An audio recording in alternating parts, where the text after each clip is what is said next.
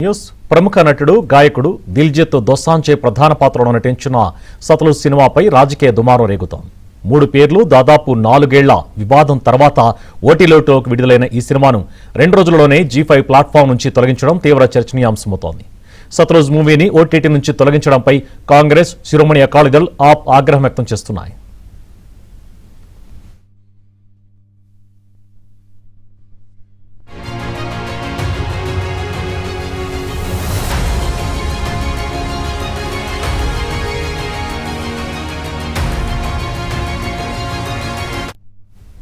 పంజాబ్లో fake ఎన్కౌంటర్లు, kidnap కేసుల ఆధారంగా ఈ సినిమా తెరకెక్కింది. 1990లో పంజాబ్లో వేలాది మంది అదృశ్యమైనట్లు ఆరోపణలున్నాయి. ఈ పరిణామాలను నేపథ్యంగా తీసుకుని దర్శకుడు హనీ టెహ్రాన్ సినిమాను తెరకెక్కించారు. తొలుత ఈ సినిమాను గల్లు ఘర అనే పేరుతో ప్రకటించారు. అంటే మారణకాండ అని అర్థం. ఆ పేరుపై వ్యతిరేకత రావడంతో పంజాబ్ 95గా మార్చారు. చివరకు ఓటీటీలోకి వచ్చేసరికి సత్లూజ్ పేరుతో రిలీజ్ చేశారు.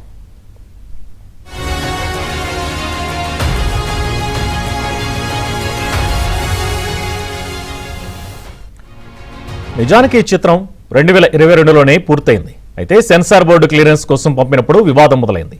రక్తపాతంతో కూడిన కొన్ని దృశ్యాలు, సంభాషణలు, సినిమా టైటిల్పై అభ్యంతరాలు వ్యక్తం చేసిన బోర్డు తొలుత 21 కట్స్ సూచించింది. అన్ని మార్పులు చేస్తే సినిమా ఒరిజినల్ కథ దెబ్బతింటుందని మేకర్స్ కోర్టును ఆశ్రయించారు. దీంతో సినిమా విడుదల దాదాపు 3 ఏళ్లకు పైగా ఆలస్యమైంది. ఆఖరికి మేకర్స్ సినిమాను ఓటీటీలోనే విడుదల చేయాలని నిర్ణయించుకున్నారు. జూలై 3న ఎలాంటి ముందస్తు హడావిడి లేకుండా ఈ చిత్రం సత్లూజ్ పేరుతో G5 వేదికగా స్ట్రీమింగ్ కు వచ్చింది.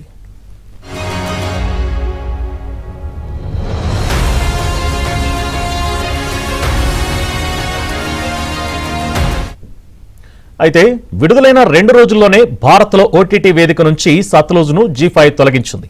ప్రస్తుత పరిణామాల కారణంగా దీన్ని తాత్కాలికంగా నిలిపివేస్తున్నామని, భారతీయ ప్రేక్షకుల కోసం దీనిని మళ్లీ అందుబాటులోకి తెచ్చేందుకు చట్టపరమైన మార్గాలను పరిశీలిస్తున్నామని ఒక ప్రకటనలో తెలిపింది. అయితే తొలగించడానికి గల ఖచ్చితమైన కారణాన్ని మాత్రం సంస్థ వెల్లడించలేదు.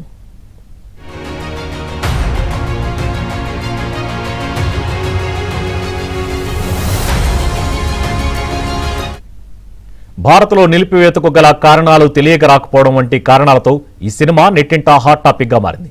సినిమాకు శిరోమణి గురుద్వారా ప్రబంధక్ మద్దతు తెలిపింది. విడుదలైన 2 రోజులకే సినిమాను నిలిపివేయడం భావ ప్రకటన స్వేచ్ఛను హరించడమే అంటూ కాంగ్రెస్, ఆప్ సహా పలు పార్టీలు ఆగ్రహం వ్యక్తం చేస్తున్నాయి.